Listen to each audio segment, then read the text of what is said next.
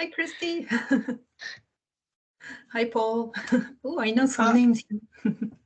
Hello. Nice to see you all. How are you all this evening? Good, thank you. Good, good. So I am recording it at the moment because some people can't be here and they want to watch it later. So if you're happy with that. Yeah, I'm fine. Yeah, cool. So we will get started. Hopefully more people will join us. Oh, nice. I like that. Oh, mine's very boring. Very nice. Yeah. True fan in the bottom. Yeah. I love your jumper, Paul. Absolutely incredible. Fine, lovely. Yeah, that's so cool. I think I'm having a midlife crisis, even though I'm 60. I think I have a crisis every day, to be honest. Right, we've got a couple more people join, which is nice. Hello, Ethan.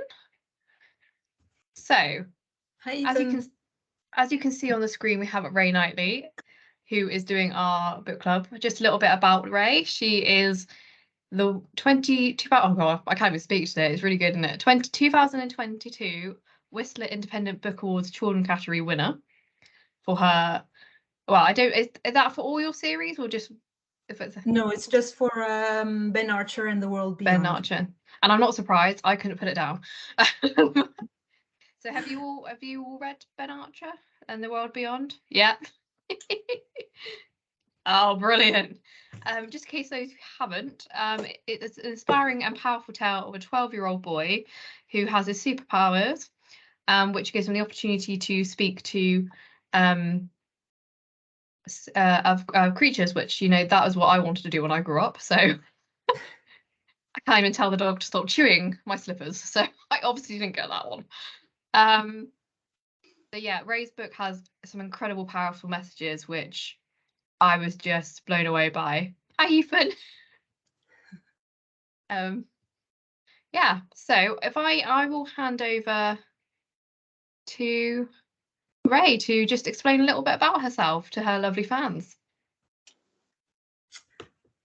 Yeah, thank you, Tash. Thanks so much for having me on the WDC book club today, and thanks everyone who could join. I can see some familiar names. It's great to see you.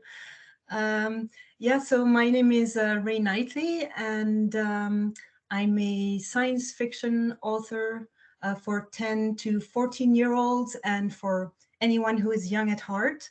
And I have published 9 books, and I have won 8 awards in the US, UK, and Canada. I've sold over 70,000 books worldwide. And I was born in Belgium. My mother tongue is actually French, so a lot of people ask me where my little accent comes from, and I don't think I'll ever get rid of it, so that's the reason. But I currently live on the west coast of Canada with my husband and my 12 and 14-year-old children and one grumpy cat. And yes, and I'm better known for my Alien Skill series, which fans like to call the Ben Archer series. I think it's because they they identify to the main character, Ben Archer. And the series tends to appeal to readers of Harry Potter or Percy Jackson, although the Alien Skill series takes place in the realm of science fiction and superpowers rather than in the realm of fantasy. And the series, the story, is about a friendship between a human boy, a 12-year-old boy, and an alien man who must go on the run from government agents while learning to master their abilities. So as Tash mentioned, Ben Archer can namely communicate with animals and feel what they feel. And in the course of the story, aliens are threatening to destroy us humans before we can master space travel, because we are a threat to life on other planets. So Ben Archer has a huge mission. He has to find a way to prove that we are still worthy and that we are able to correct the destructive mistakes that we have made on Earth. So. Yeah, it was. Yeah, I loved it, and I think everyone here has read it. I think. I was blown away by like the first couple pages. Just a strong message of the stingray being entangled in a net was just incredible. Just while we've got a couple more people on here, just wanted to let you all know that we are recording. So because I've just seen that Ethan's there, so if your guardian is, that's okay with your guardian, because I know you're probably not over the age of 18. I'm not sure. I might be completely wrong, and if I am, I'm sorry. But yeah, we are recording. Yes, so as we said before, I think you've got a good lot of die-hard fans here, right? Yeah, I'm very lucky. Which is incredible because I'm now definitely one. It's amazing doing these books that you start reading books and you just find one you really like, and I went out and ordered the rest of them. Oh, we got someone else. Hello, Jeremy. Welcome. Hello. Can you hear us? Hello. Yes, Hello. we can. Hello. Hi. Just to let you know we are recording. Okay. So should we Just turn in off case. something? No, it's fine. I just I've noticed you got a younger viewer, so I'm just letting you know we're recording. Because Okay. then other people can see it later on. Okay. I wonder if I can turn. I can't see you at all. Oh, can you not? No. We can't see us now. Good old Teams. It's going really well. No. But we can hear you. I can see you. So Yeah, I can just about see. think If you there's a can hear little us, camera. that's Things are happening. We'll put our camera off. okay. Because I'm muting. I've muted everyone other than Ray, so that's probably what I'll keep doing until question time. If that's all right with everybody. Okay. Oh yes, people are back then. Yes, great. Fantastic. We can say hello. Yes. Hello. Thank you very much for joining us. It's really lovely to have you here. It's nice that people are coming in. Wow, it's really nice. It's nice to get a big group of people coming through. It's nice. They're really happy about it. Me too. I was going to say, have you, our newest arrival, Jeremy, have you read the new books as well? Well, the book that we're talking about? No, our names are Kay and Austin. It's my husband's name. Kay and Austin. Oh, Yeah. it's Austin. It's Austin. Austin from last time. Austin from last time. Yeah. Oh, he was a great hit. Hi. Hi. So I will, as I ran off topic, I'll come back. Sorry, apologies. No, don't apologise. This is what this is for. It's a group chat of excitingness and fun. So back to so we're going to be talking about Ray's fourth book. For Austin, it is based on the 12-year-old called Ben Archer, who has the superpowers to talk to creatures, which I'm really jealous about, and I went on a bit about that earlier. He's teamed up with a alien man to, I think Ray will probably explain it better than I will, to be honest with you. But I'm just doing a brief little catch up to get you up to speed, to basically save the humans from themselves before they get themselves in trouble with some greater minds and beings. So the fourth book is all about the ocean, and it covers so much. It covered entrapment in nets, captivity, corals dying, just some really key things that we're trying to stop from happening at WDC. And it was great to see how Ray has written it for not just the younger audience, but for any age, and explain those issues in such a way that it was understandable. And hopefully we'll get the younger generation and all generations involved with protecting this ocean species. So what was the story behind your fourth book, Ray?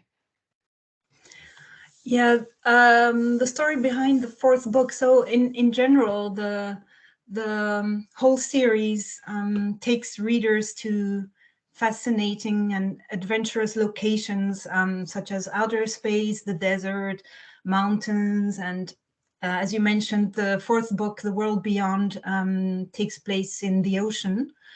And in this fourth book, Ben Archer, the main character, has a very important task to accomplish. He has to transmit a message to the creatures of the sea, inviting them to take part in a great gathering between humans and animals. It would be the very first time such a gathering occurs between humans and animals. And Ben promises that he will be a translator between humans and animals, so that they can start working together on common solutions to heal the earth. Unfortunately, in The World Beyond, Ben discovers that sea creatures don't want to listen to him, and they fear him and reject him, and he actually almost loses his life deep in the Pacific Ocean. And to make matters worse, Ben's alien skill, his alien ability, attracts the attention of Jeremy Michaels, a reporter with the Provincial Times.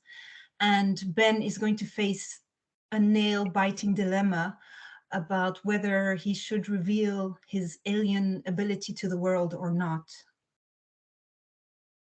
Yeah, it's quite even from if you thought about yourself having that skill, you'd want to reveal it, but it'd also be you'd be conscious about not revealing it, wouldn't you? Yeah. Yeah. I do have a quick question that has just popped into my head. If you could speak to the sea creatures in the ocean, what would be the one thing you would say to them? Sorry. Sorry, we did not do well. We'll do better. Exactly. Yeah, that was what I was thinking. I don't know if everyone else agrees. Is that what you would say? Yeah, Kirsty's agreeing. It's one of those things you don't really know what to say. Hopefully we've got this. We're going to save you now. And sorry. Yeah, sorry, it probably isn't enough. We probably have to take action as well. Yeah. Which hopefully that's what we're going to do. Well, that's what WDC are doing. Many charities are doing. And hopefully we will get to the point where we've recovered the species and the world is just a better place in general. That is the overall aim, I think, for all wildlife and animal charities. So Ray's was going to do a bit of a reading if everyone was happy with that. Yep. Thumbs up. I'll read a little section here. Yep. Brilliant. Okay. Oh, we got a clap from Ethan. Love it. Great. You can hear me well, right? Yeah. Okay. So Ben is on vacation with his best friend on an island actually close to where I live. His best friend is called Kimmy.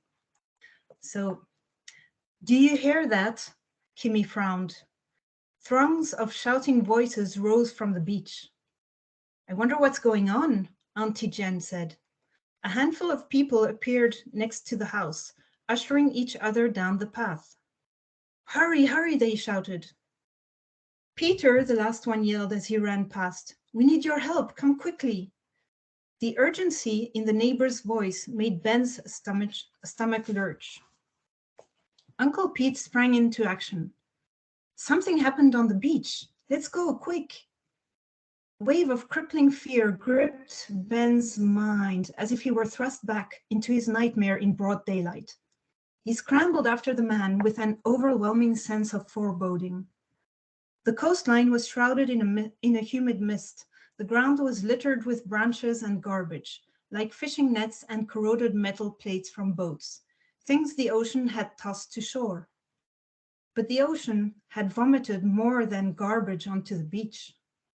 Ben watched in a daze as neighbors flocked to the shore. They ran past him shouting and yelling, but Ben did not hear them. He heard something else, something that came from his mind, something captured by his senses like a well-positioned satellite dish. Kimmy shouted his name from somewhere far away. He saw concern on her face as her eyes went from his glowing hands to the massive dark boulders strewn on the beach. Only they weren't boulders. They were alive, and they spewed air through their blowholes. Ben fell to his knees in the cold sand, his body suddenly weighing 1,000 tons. Ben, Kimmy yelled through the despair that assailed his mind. What's wrong, Ben? He barely noticed as she tried to help him up. He managed to half crawl, half run to the first orca that had been thrust onto the beach.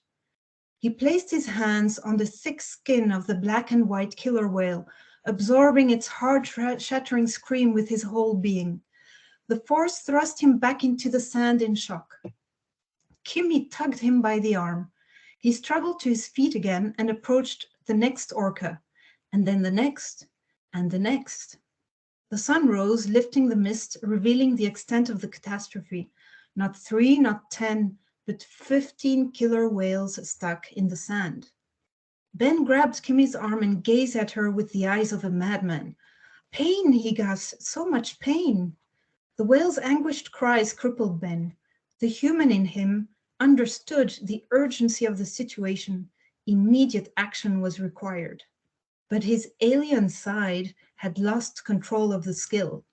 The door to his mind lay wide open, and the whale's despair became his, as if he were the one lying at death's door. Get a grip. Mesmo had told him multiple times to watch out for this. He could lose himself to the skill, his mind and body becoming one with the animal, which could lead to a fatal end. He closed his eyes and focused on untangling his thoughts from those of the orca. I am Ben.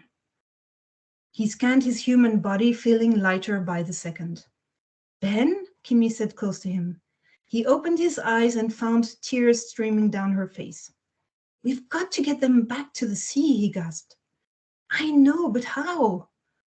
Come, he said, taking her by the hand and running past a female orca. She must have been the biggest of them all because her tail stuck further into the water than the others. He reached out and touched the side of the killer whale.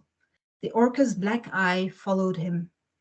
My name is Benjamin Archer. What is yours? I am Kanakwa. Please help my pod. The voice boomed in Ben's head, making him step back as if he'd been thrust aside by a gust of wind. Undeterred, he returned by the killer whale's side. I will get you and your family back into the water, I promise.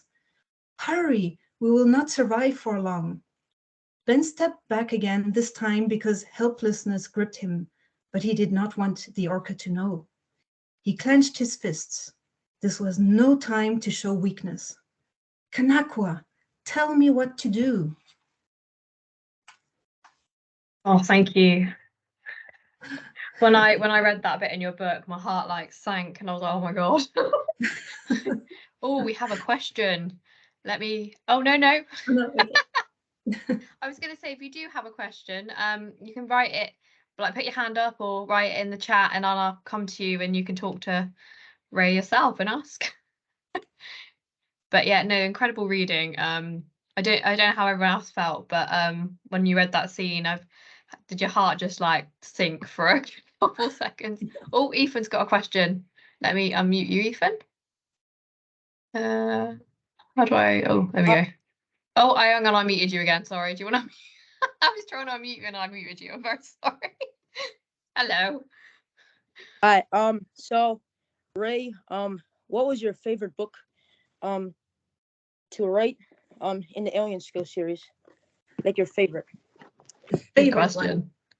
one. Ooh, that's a tough question because they were all fun to write.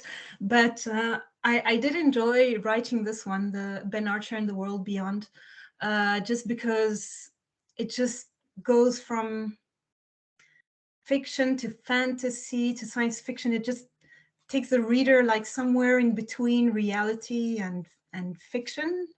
And I like that. I like to be in a place where you're like hovering between, okay, what's real? Oh, it's frozen. We might have lost Ray. As well. Sorry. Oh, it froze and then we lost you for a second, but you're back now. Okay. The last book was a lot of fun to write as well because there's a lot of adventure and there's so much going on. So that was very exciting to write. And I just let my imagination run wild on that one. And so that's why it was a lot of fun. Great question, Ethan. Absolutely great question. Has anyone else got any questions so far? I don't know if I don't think Kirsty has. I just think it's stuck on hands up, or has she? Nope. So I'll go back to me being annoying and asking annoying questions instead. Please go ahead. So obviously you've got quite a few fans here. Oh, we do have a question Oh, from okay. Austin. Let me go. Austin, do you want to take over and ask? What's your favourite whale? Oh, you're frozen again.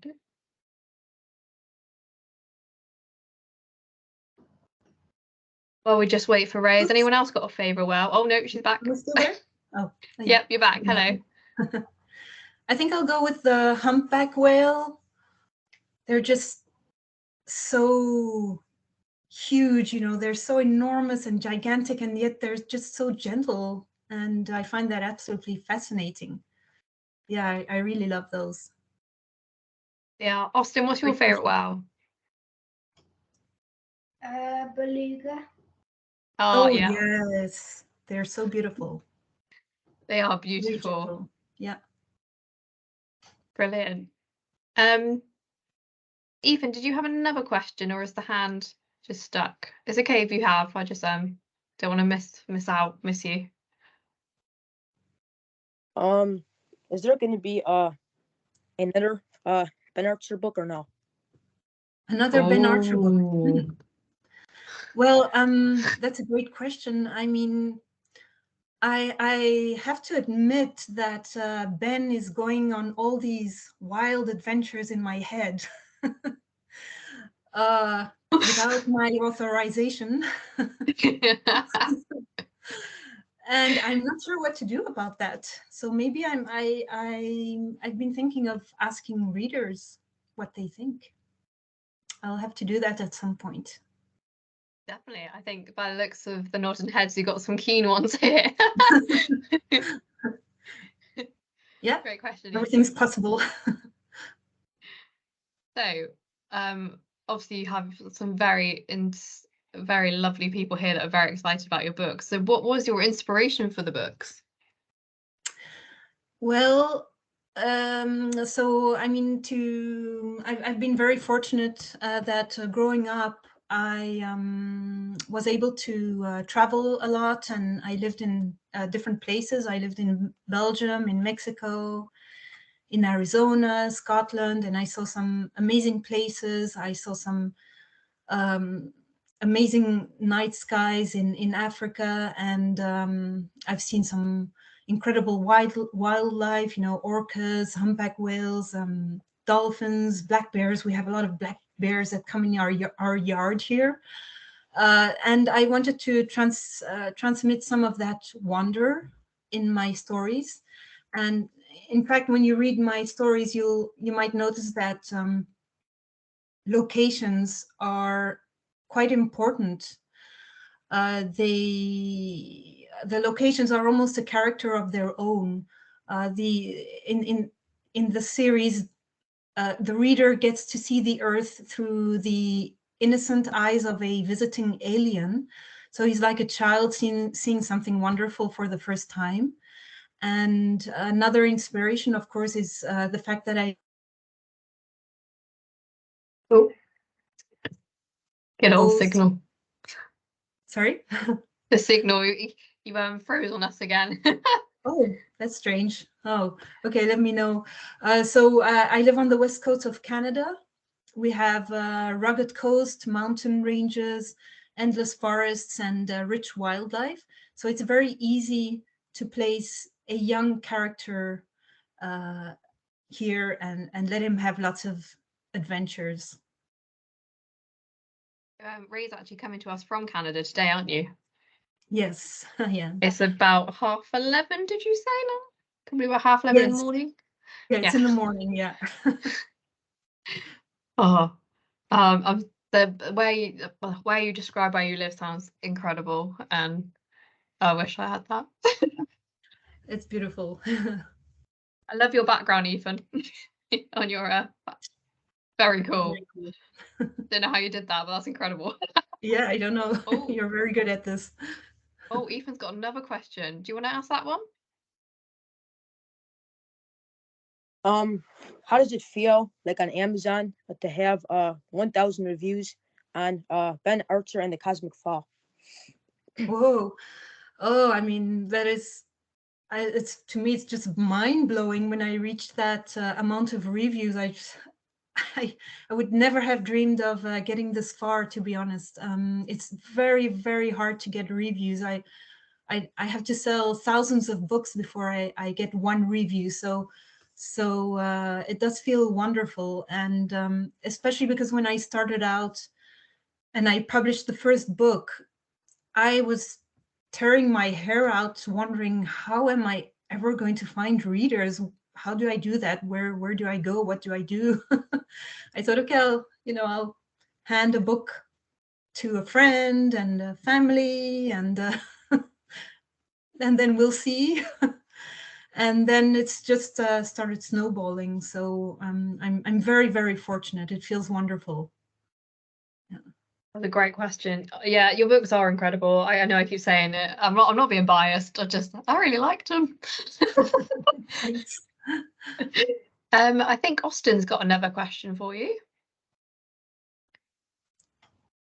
Where's the best place to see whales in Canada? Because we're thinking about going.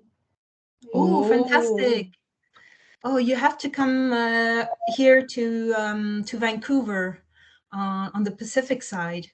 And if you go to Vancouver Island, so there's the city of Vancouver, and just across from it, there's a place called Vancouver Island, which is huge. It's as big as Belgium, so it's very big. And there are lots of places there. You can go to the city of Victoria, and they have a lot of, you can do a lot of boat trips, and then you can see whales. You can also do boat trips from the city of Vancouver. So Victoria, Vancouver, Tofino, where Ben Archer and the World Beyond takes place, they all have great, great trips to go and see whales. I hope you can come. That would be great. You'll love it. Sounds like an incredible holiday opportunity. I'm only Yes. slightly jealous. Well, you can come too. We'll wait for you. Oh, I'll sneak in a suitcase. It's not books, it's just a dream at the moment, but Yeah. One day. dreams, day. right? Yeah, well, definitely. We've got a dream. We're all just sneaking suitcases. Come right Somewhere. ahead. Somehow. I don't advocate for that. No. Okay. So, some of the, like I was saying in the beginning, some of your topics throughout the book, about the manta ray that got caught in the net and the humans killing the coral on the orca captivity. What made you want to cover those topics? Well, I guess all the books in the series talk about environmental topics. I just sprinkle them through the series, and obviously in The World Beyond, I focus on problems that the oceans face. And I've been aware of the plight of the oceans for a long time now. When I was a teenager, I read the Kon-Tiki expedition by Norwegian explorer Thor Heyerdahl. And this explorer, this adventurer, sailed the oceans on rafts made of reeds, which he built the way ancient civilizations would have built them. And he ended one of his expeditions by burning his raft on the beach in protest against the ocean pollution that he encountered during his travels. And I also get a lot of inspiration from bits and pieces of news that I find on the BBC, the New York Times, or just local news. For example, I was struck by a sailor, someone who sailed around the globe on a small sailboat. And he encountered a group of massive factory ships in the middle of the ocean, just raking up all of the fish. And he was shocked by this. But this is happening all the time. And, you know, we really need people to focus on what's happening in the oceans, because we live so far away from it. It's really hard to know what's going on there. And then another piece of news was something I read about 97 orcas and belugas that were discovered, that were being held captive in pools on the coast of Russia. And fortunately, they were discovered, and the Russian authorities went and closed down these pools and released the animals back to the wild. So that's something I was interested in. And obviously, I also mention orcas a lot in the world beyond, because there are a lot of orca here where I live. And I was saddened by a piece of news where about 4 or 5 years ago, a mother orca lost her baby. So she gave birth, and unfortunately she lost the baby. And I think she's given birth since then again. So that's good news. But the truth is that the orca population here off the coast of Canada are struggling from pollution, noise pollution, and lack of food. So they are struggling, and I wanted to underline that in the world beyond. I think you did an incredible job of underlying that. As I was reading it, I was shocked in a good way, if that makes sense. I was shocked that you were covering such issues in such a way that anyone can understand them. It was one reason that I fell in love with the book, to be honest. I think Ethan's got another question for you, I think. Yeah. How long does it take to write each of your books, and how long did it take to write this book? Okay, you know, it might sound strange, but actually writing the book is quite fast. So if I really usually when I get down to it, I make sure I have a big chunk of time. I have 4 weeks where I just focus on writing the book, and I just get all the words out onto paper. And obviously it's awful. What I'm writing is awful, but at least I have the words on the page, and that's a start.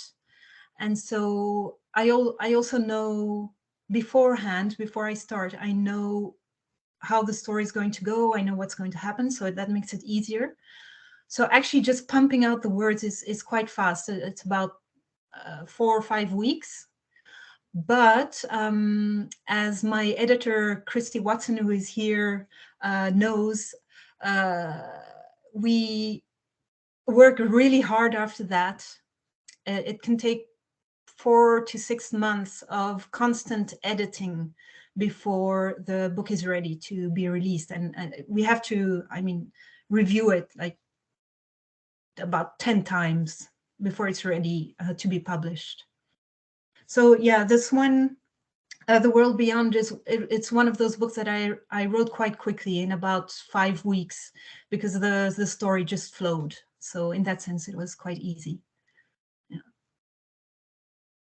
But then of course, yeah. But then of course it took several months, maybe 6 months before I was able to publish it. Did not know that Christy was your editor. Yes, it's great. Brilliant. I don't think I'd be very good at an editor. I cannot spell to save my life. That's why we have editors, yeah. Yeah. Brilliant. So, talking about stories, the orca fable in the book, again, it was one of the key moments that I picked out in the book, and I would like to know. I don't know if everyone else wants to know. Like, is this a real fable, or did you make the fable?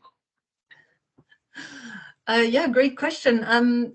Yeah, so there's a chapter in The World Beyond that's called The Orca and the Moon, and it's a fable that Ben Archer's host tells him, and it's not a real fable. I mean, I made it up. I really enjoyed writing it, and the thing is that The World Beyond doesn't just take the reader to the ocean, it also takes the reader to a deeper, more subconscious level.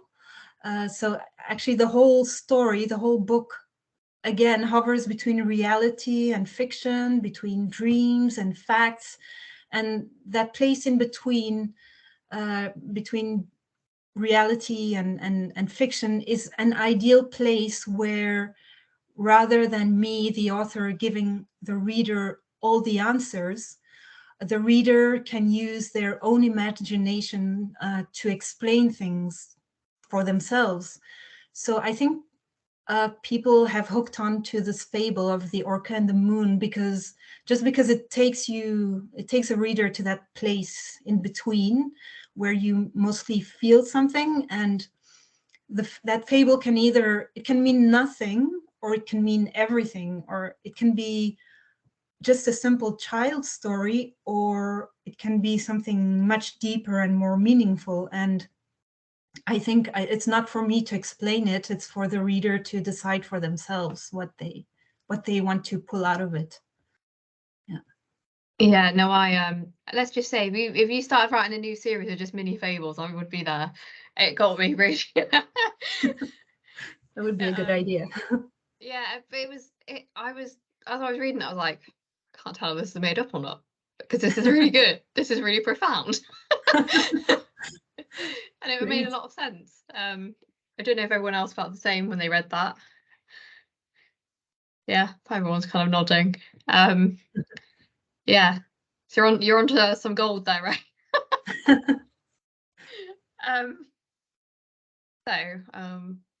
So I'm just looking back at the questions.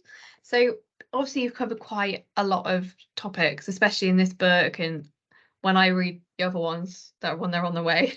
But I think we got some fans here that I read them all. Like you said, you cover a lot of environmental topics. What do you hope the main message anyone gets from your books is? Well, I mean, I think the main aim for me is to entertain. That's my main goal, just for the reader to have fun. I do hope that readers will carry my stories with them long after they've closed the book. I hope they continue to think about it in the back of their mind. And I hope they get a page-turning experience where they'll say, I'll just read one more page, and they can't put the book down. So that's my aim. But I hope that readers will come away feeling a sense of wonder for our planet and an urge to protect it. And maybe they'll even identify with what Ben Archer's best friend tells him. Kimmy says, so Kimmy tells Ben, you may have some kind of a superpower, but that doesn't mean you have to face everything on your own. Your mission is everyone's mission. There are people out there who will want to help, and I'm one of them. So I'm hoping that when readers read this, they'll understand that I'm talking to them when Kimi says there are people out there who will want to help, and maybe the reader will want to help in some way as well. It doesn't have to be something big, but we can all help out. Yeah, definitely. I think Ethan's made a good point as well about how people are not judging each other and coming together to build better relationships, not just for each other, but for the planet and the earth. That's a very very deep view on it, and something I didn't actually think about, but actually, yeah, it's definitely about building relationships between not just ourselves, but the planet and everyone being in on it together. So I'm just wondering, we've got about 20 minutes left. I do have some more questions myself, but I wanted to know if anyone else had any before I carry on. Oh, no, that is fine. I do have more. Perfect.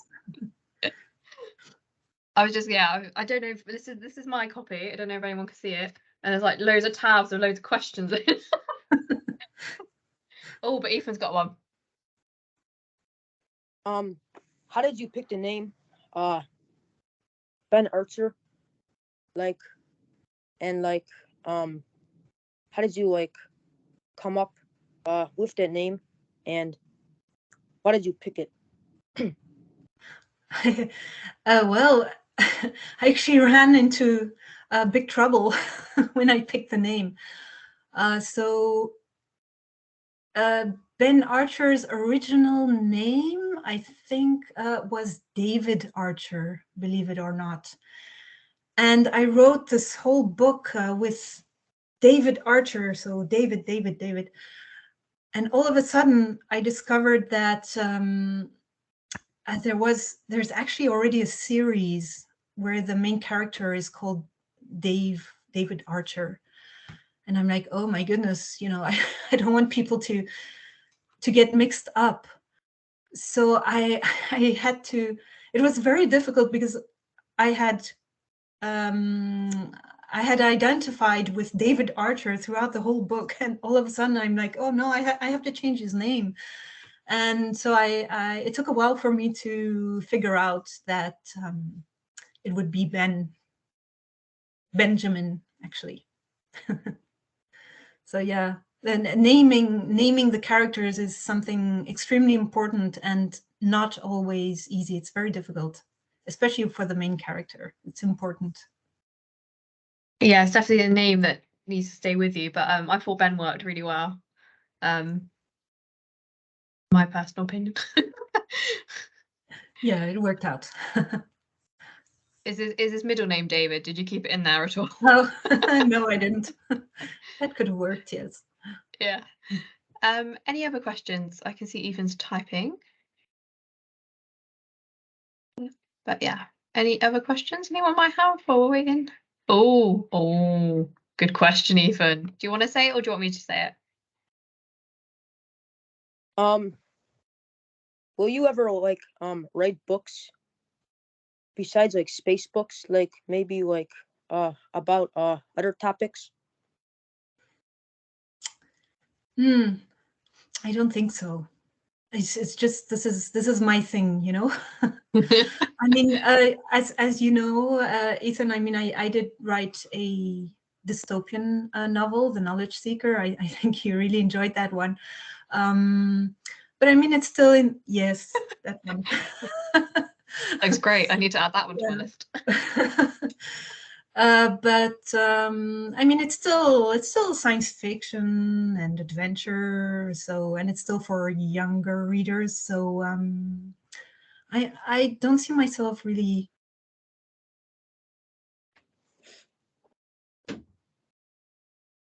Is it frozen or are we in deep thought? Am I frozen? Yeah. Yes, you have, but it looks like you're in deep thinking thought. So. Oh yeah, there you go. But you're back now. Okay. Yeah, so I'll keep writing adventure stories. Good. Can't wait to read the next ones.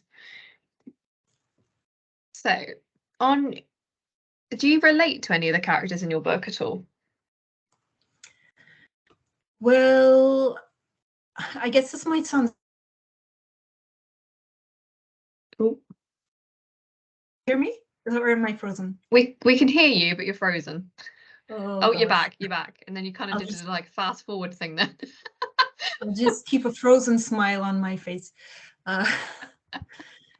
So I don't necessarily relate to my characters physically, obviously, but I do relate to them on a deeper level. It's very important to me what's happening inside my characters, and so I totally and absolutely relate to their emotional journey.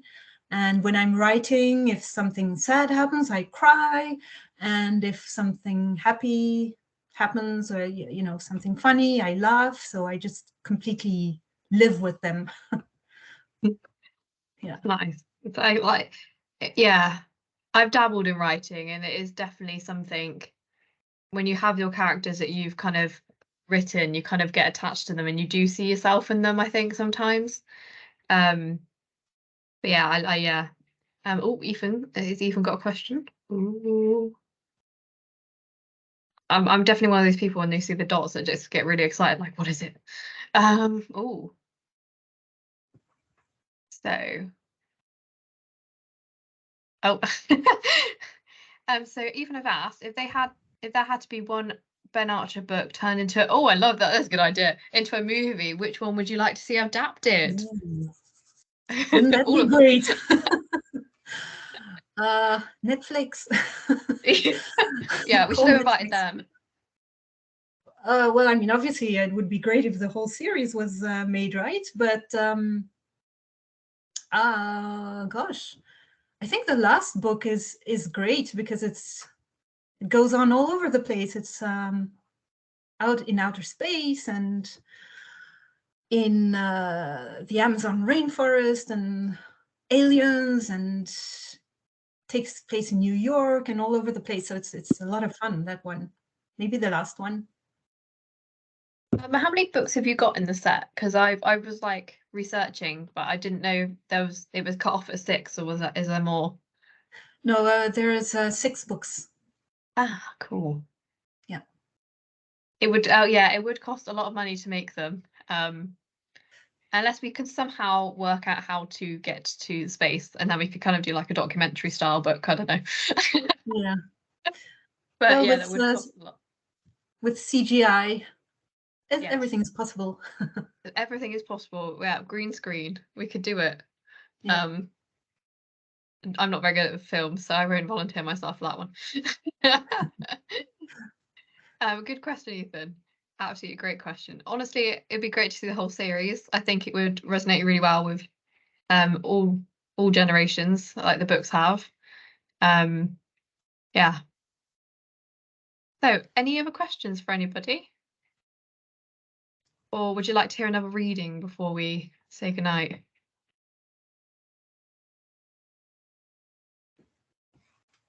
Oh, thumbs up for a reading. Okay. Yes. Another reading would be great. Okay. Let's see. Okay. What's going on? Kimmy exclaimed, searching the darkness for rescuers only Ben could see with his mind. It won't be long now, Ben said, half to himself. For what? The gathering. He took a deep breath. We ran out of fuel, he told her. But it's okay. There are ships in the area. They'll see the distress flare. Kimmy searched the darkness, then tensed. Ben, she said, turning to him with large eyes. What are you talking about? There's nothing out there. Ben forced a smile. There is, more than you will ever know. He sucked in air and pointed to his left. There are container ships there, and there. The second one is our best bet. That's the one I aimed for when I shot the distress flare. You'll need to repeat the shot every 15 minutes. Me? What about you? And how would you know there are ships out there? She stopped, eyes narrowing. Wait a minute. You're up to something again, aren't you? Ben felt a shudder go down his spine, and he bit his lower lip to give himself courage. He turned so he wouldn't have to look at her, and heaved one of the air tanks over his shoulders. There's something I need to do, he said before straightening and pointing at the lapping waves. Down there. She paled. You're joking, right? Tell me you're joking. Ben shook his head. She flung the towel at him. Why do you keep doing this? She yelled. I hate it when you do this. Did you even think to consult me? Do you think this is some kind of game? It's your life you're risking. Don't you think that matters? Then her nostrils flared. Because it matters to me. The words were barely out before she caught herself. She stepped back, visibly shaken, and plopped beside the outboard motor. Please don't do it, she begged, and by the tone of her voice, Ben knew that she understood she had already lost the fight. I won't be long. He tried to sound reassuring. Keep sending the distress signal, then wait for me. He swallowed. And if I'm not back by the time help arrives, call Mesmo. Kimmy pressed her lips into a thin line, crossed her arms over her chest, and pretended to ignore him. She did not try to stop him when he sat at the edge of the dinghy, but shot him a glare just before he let himself fall backwards into the sea. Ouch. His body hit the water and he sank below the surface. The utter gloom turned his stomach to stone, and he almost gave up on his task right then and there. But something unexpected kept him going. Auntie Jen's warm face. Her words echoed in the darkness. Is there really such a place as the edge of the ocean where half moon and sea creatures meet? Perhaps we will never know, or perhaps you are here to find out. And so Ben dove deeper and deeper into the ocean realm. Oh, I was so excited when that happened. Ethan just said he managed to read that book in 2 days. That is impressive. Wow. That is impressive. Very good. But yeah, thank you for the reading. That was, oh yeah, that was another great bit of the book. Definitely one of my, I even marked it as one of my favorites. Has anyone else got any questions for Ray? No. Don't know if Ethan's got his hand up, but I don't know if that's a previous one. I think it must be a previous one. Oh. Let me think. What is your like day-to-day like schedule of being a writer? Yeah, it took me a while to figure that out, actually, because I back when I started for about 2 years, I would just write and write and write, and I kind of burned out. So I had to slow down a little bit. And I think I found something I'm happy with right now. So I have children who go to school. So I try to focus on writing while they are at school. So I really do all my writing in the morning. And I used to spend a lot of time on social media instead of writing, so that did not work out.